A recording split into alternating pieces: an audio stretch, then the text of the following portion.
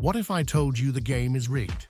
That no matter how hard you work, someone richer is getting wealthier faster just because they already have money? This is the shocking conclusion of French economist Thomas Piketty in his book Capital in the 21st Century. An idea so simple, yet so disturbing.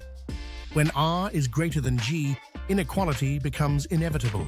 But what does that mean? R stands for the return on capital, the profits made from investments, property, stocks, and other assets. G is the growth rate of the economy, how much the overall income and production of a country increases. When R is it means that capital, the wealthy, accumulates wealth faster than the economy grows. And this isn't just a theory, it's a historical pattern that has repeated over and over again. From 19th century Europe to 21st century America, fortunes have grown not because people worked harder, but because money makes more money. Piketty reveals something deeply unsettling.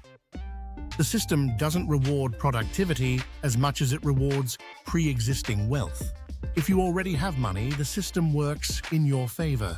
If you start from zero, you're climbing a hill that never ends. The formula RG isn't just math. It's a warning sign for modern societies. Because when wealth concentrates in the hands of a few, the many lose the power to hope, to create, to live with dignity.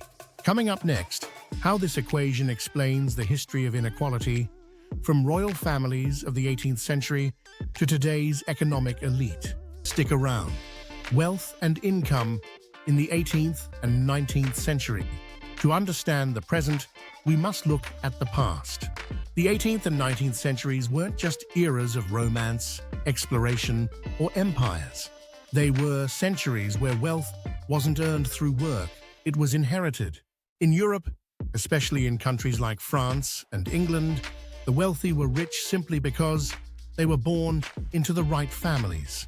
They weren't entrepreneurs or innovators. They were landowners, aristocrats, and nobles with estates passed down from generation to generation. If you weren't part of that social circle, your chances of becoming wealthy were almost non-existent. Thomas Piketty used hundreds of years of tax records to analyze how wealth was distributed in those times. His conclusion? Roughly 10% of the population owned about 90% of the total wealth. Wages from workers, teachers, doctors, even small business owners could never compete with the steady income from rents, interests, or dividends. Wealth didn't come from labor. It came from owning things.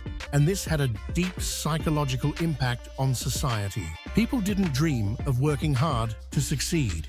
They dreamed of marrying well, of inheriting money, of joining a wealthy family.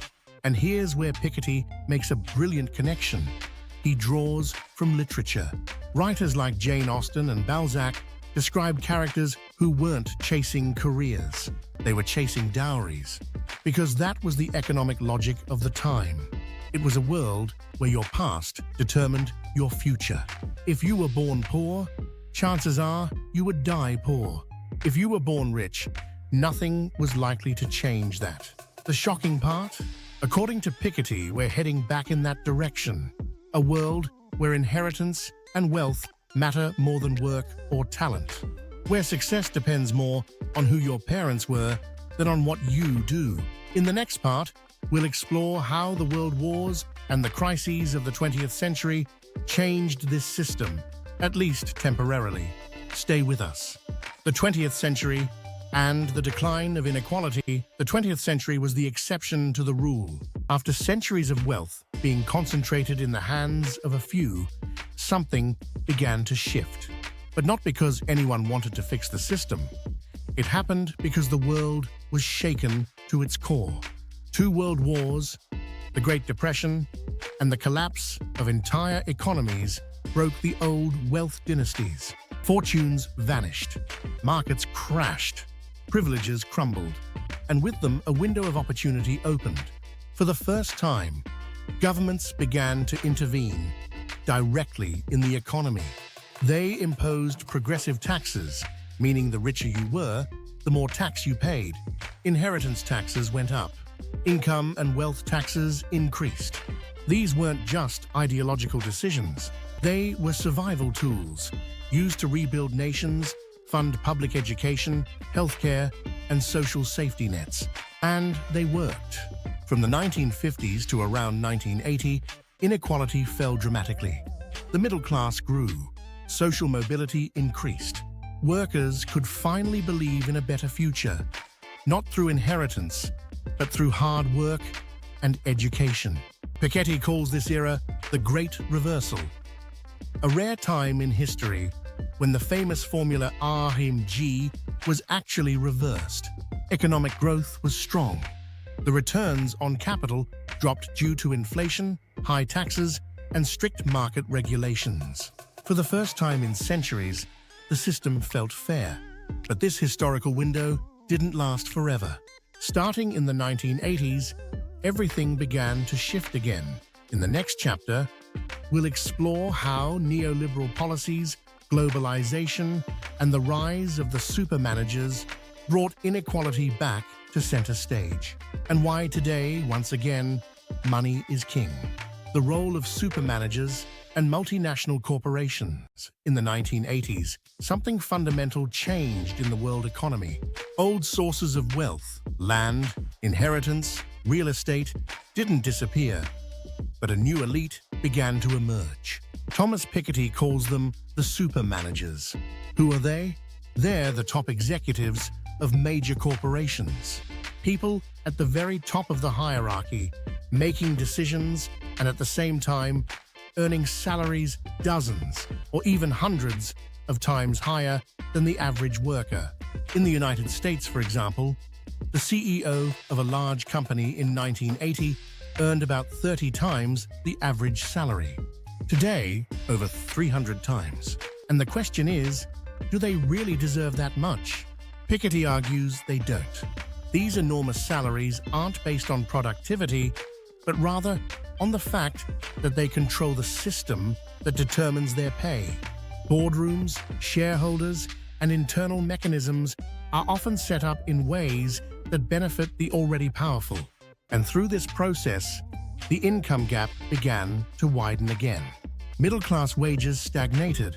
Workers saw little to no real increase in their earnings, while the top of the pyramid soared. At the same time, multinational corporations gained massive power.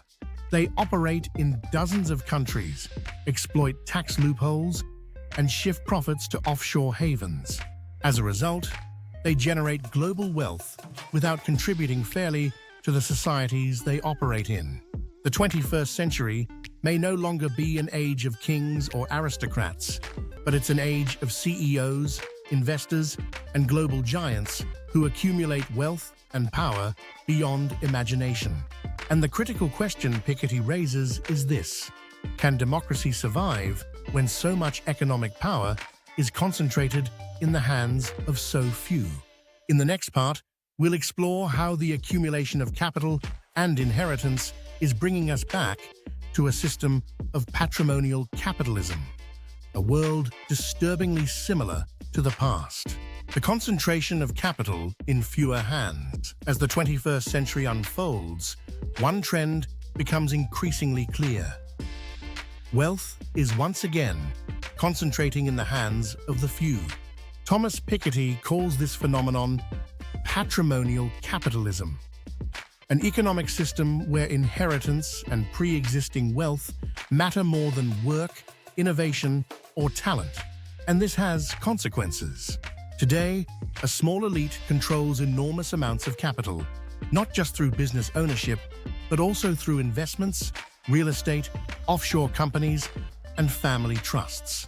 And this wealth isn't being spent. It doesn't circulate in the economy. Instead, it remains intact and continues to grow. The result? A new generation of the wealthy doesn't need to work to live comfortably. Children of the rich inherit not just money, but also access, influence, and opportunities that others will never see. And the more capital gets concentrated, the harder it becomes for an ordinary person to climb the social ladder. Social mobility slows down. Effort is no longer enough. The rules of the game are built to favor those who are already at the top. This creates a fragile social balance.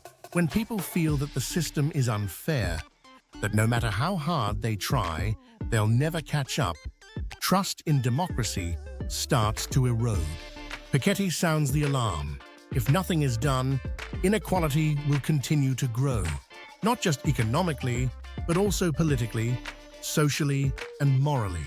In a world where capital is inherited and accumulates without limits, the real question isn't just who is rich, but who holds the power to shape the future. In Part 2, we'll explore Piketty's proposed solutions: global taxation, fair redistribution, and a new economic model built on transparency and equality. If you enjoyed this video, giving it a like and subscribing is the simplest way to show us it's worth continuing. It might seem like a small thing, but for us, it means everything. And if you have a thought, a question, or just want to share your opinion, leave us a comment. It helps us grow, but more importantly, it helps us improve. Because this channel isn't just about books, it's about ideas that deserve to be heard. For you, for all of us. Thank you for being here.